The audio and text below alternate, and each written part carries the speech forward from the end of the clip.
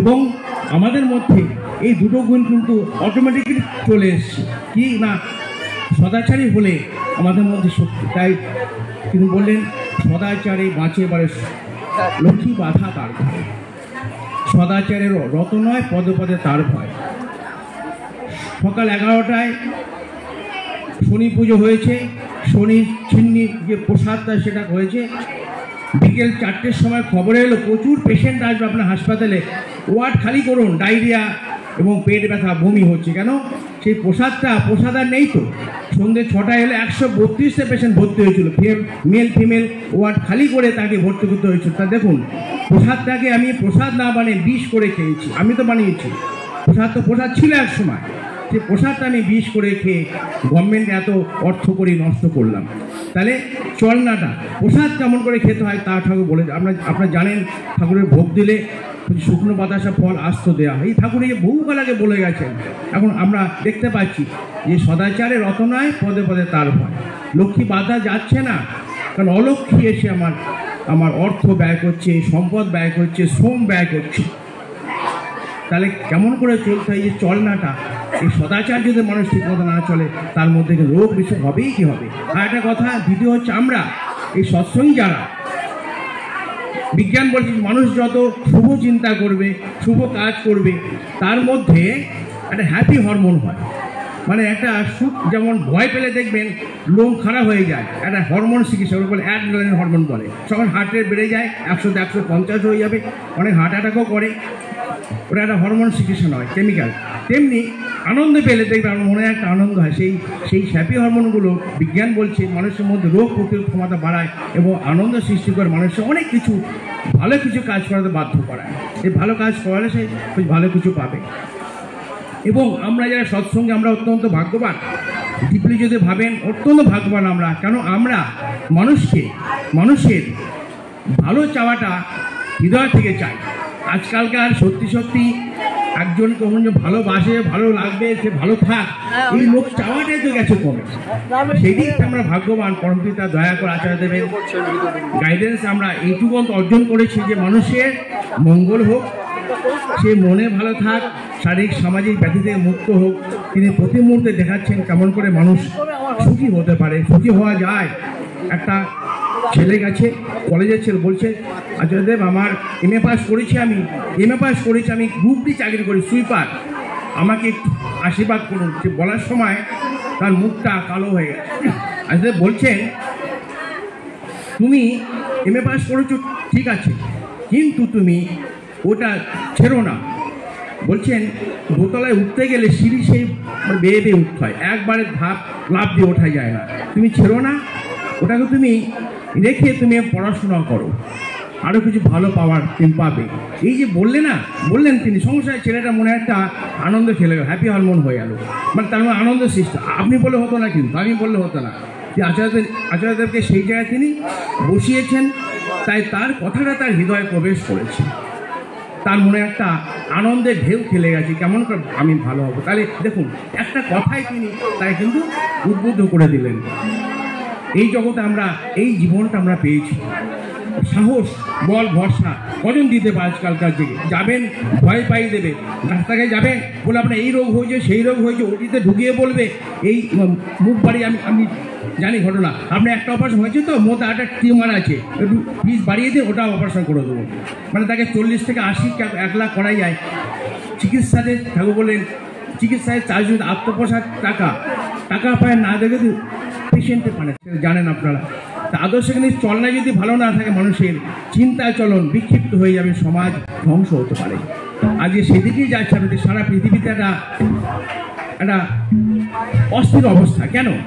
এটা হচ্ছে কারণ জীবন্ত আদর্শ তার জীবনে না থাকলে সে বুঝতে পারছে না তার সামনে তার দোষটা কি, ত্রুটি কি, এবং সে দোষ ত্রুটি দেখার পরে কি করে সংশোধন করতে হবে, কেমন করে সংশোধিত হওয়া যায়, হয়ে আমি ভালো কাজ করে আমার সমাজে মঙ্গল আনতে পারি, এটা তার ধরা পড়ছে না। তো সেই জীবন আয়না হচ্ছে একটা আয়না, জীবন্ত আদর্শ।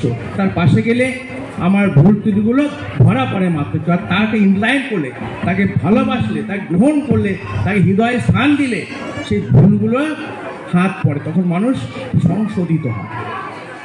এবং তার হৃদয়ে তাকে সেন্টার করে সে ভাবতে থাকে, সে ভাবতে থাকে কেমন করে ভালো হবো আমি, কেমন করে সুন্দর হব, কেমন করে আমার পরিবেশ সুন্দর হবে।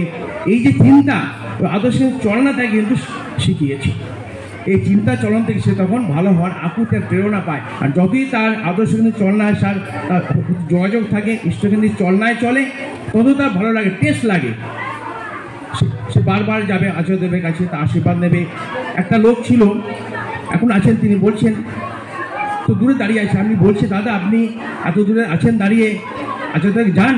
আমার কোনো নিবেদন নই, আচার্যদেব যে হাসছেন, কথা বলছেন, এইটা আমি আনন্দ উপভোগ করি। দেখুন তার প্রেমটা কোথায় আছে। বলছেন আচার্যদেব দূর থেকে আশীর্বাদ করছেন, হাসছেন, কথা বলছেন, এইটা আমার ভালো লাগছে।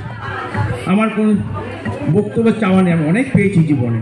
দেখুন তার প্রেমটা কোথায় গেছে। এই প্রেম যদি কারো জীবনে থাকে, তাকে কেন্দ্র করে যদি আমরা চিন্তা চলন করে, কর্ম করে, তার কখনো অমঙ্গল হতে পারে? হতে পারে না। সেই জীবনটা আমরা পেতেই কিন্তু এখানে সবাই এসেছি।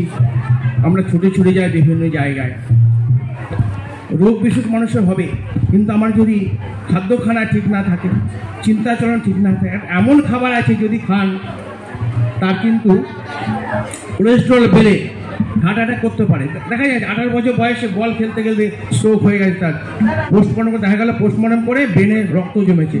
28 ইয়ার্স ওল্ড। তাই জিজ্ঞেস করা সংক্ষেপে বলছে আমার ছেলে এই বিশ্বজয় করে বলে 10টা করে ডিম খায়, বিশ্বজয় করে 10টা ডিম, কি হয়েছে তার কোলেস্ট্রল জমে তার হার্ট চোখ করে তার ব্রেনে স্ট্রোক হয়ে গেছে। ওর কোনো রোগ ছিল না। আর শ্রী বর্দা কত বছর বলে রেখেছে, কারো শত্রু ভাবো তা আমি ভক্ষণ করাও।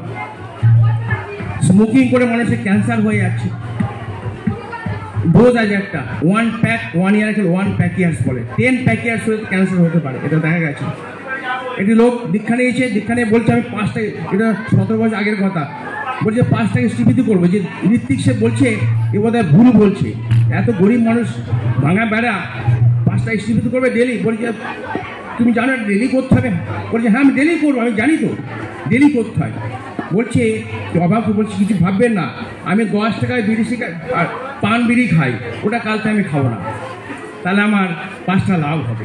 দেখুন তাহলে দীক্ষা নিয়ে তো আমাদের চেঞ্জ কেমন হলো। তার হয়তো পরের বছর 10 প্যাক ইয়ার্স ডোজ কমপ্লিট হলো, তার লাং ক্যান্সার হতো, পরমপিতার আশীর্বাদ তার মাধ্যমে এলো, সে তাকে মুক্ত। এইভাবে ঠাকুর কর্মের মাধ্যমে মুক্ত করে মানুষের জীবনকে একটা ভিন্ন তার অন্য জগতে নিয়ে যান, কেমন করে সে সুস্থ থাকতে পারে, ভালো থাকতে। Anti smoking day crore crore টাকা খরচা করা হয় আমেরিকাতে, সারা বিশ্ব। কি স্মোক দেখবেন তাই লেখা থাকে স্মোক করলে ক্যান্সার হবে, তবু মানুষ খাচ্ছে। শ্রী বর্দা শুধু বলেছিলেন তোমরা বিড়ি সিগারেট খাও, আমার শুনে ভালো লাগে না, শুধু একটা কথা বলেছিলেন, দেখেননি কাউকে। দেখবেন এখন হচ্ছে দেবঘরে গেলে কারো মুখে বিড়ি সিগারেট পান দোক্তা পাবেন না। কী করে হলো?